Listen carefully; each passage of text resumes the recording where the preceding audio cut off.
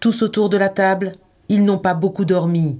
Les membres du centre opérationnel départemental et du plan blanc élargi déclenché hier soir pour évacuer les 460 patients, les sécuriser et pour ce matin assurer la continuité des soins, pour assurer les meilleures conditions de prise en charge des patients. Car le centre hospitalier universitaire est complètement à l'arrêt.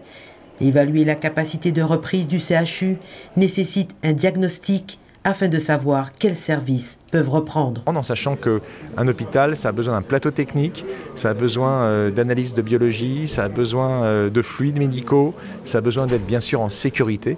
Et donc voilà, on a quand même des inquiétudes sur le bâtiment de la maternité, sur la réa, les soins critiques.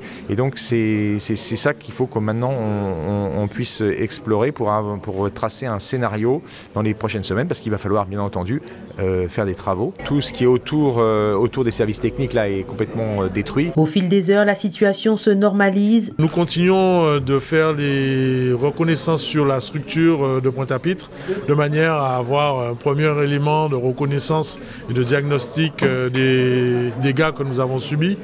Nous continuons de prendre en charge nos patients que nous avons orientés sur les différentes structures médicales, hospitalières, publiques et privées.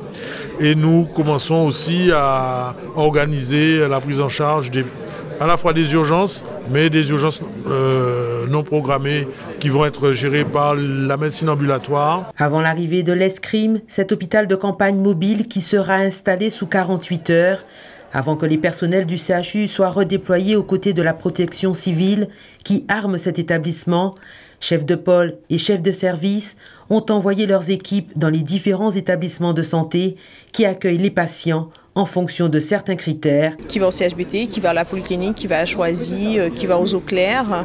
Et surtout, nous, ce qui nous importe, c'est vraiment qu'il n'y ait pas de rupture dans la continuité des soins. Des patients qui sont déjà hospitalisés, des patients chroniques qu'on suit et qu'on va devoir revoir parce qu'ils ont des pathologies qui nécessitent qu'il y ait un suivi. En attendant les résultats de l'enquête sur l'origine de l'incendie, selon les premiers éléments, il s'agirait d'un accident. Une visite avec le préfet de région a eu lieu cet après-midi.